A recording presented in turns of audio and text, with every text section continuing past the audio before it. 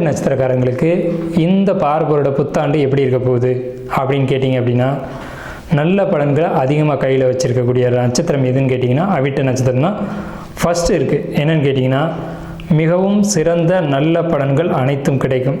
முதல் விஷயம், திருமணம், குழந்தை பாக்கியம், சொத்து அமையிறது, இடம் நிலம் வாங்கக்கூடிய அமைப்பு, இதெல்லாம் கிடைக்கும்.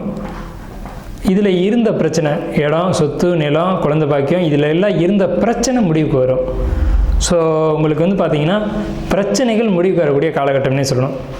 ஒரு டாக்குமெண்ட் பிரச்சனை, அது கோர்ட்டு கேஸாக இருக்குது, வம்பு வழக்கில் இருக்குது, கேஸ் எப்போ முடியும்னே தெரியல, கேஸ் என்ன நிலையில் இருக்குன்னே தெரியல, என்னோடய சொத்து என்னோடய ரிலேட்டிவ் விற்றுட்டாங்க, அதோட மதிப்பு நிறைய போகும், ஆனால் கம்மியான விலைக்கு விற்றுட்டாங்க, நான் என்ன செய்கிறேன்னே தெரியாமல் கோர்ட்டில் கேஸ் போட்டிருக்கேன், கேஸோட நிலை என்னென்னு தெரியல அப்படின்னு சொல்லக்கூடியவங்களுக்கு எல்லாருக்கும் அந்த வம்பு வழக்குகள், கோர்ட்டு கேஸு, இந்த நிலுவையெல்லாம் தீர்வாகி நல்ல செய்தி உங்கள் காதுக்கு வரும். சொத்து சம்மந்தப்பட்ட பிரச்சனைகள் முடிவுக்கு வரும். அப்படிங்கிறது தான் இந்த ஆண்டினுடைய பார்வ வருடத்தினுடைய சிறப்பு செய்தியாக உங்களுக்கு இருக்குது.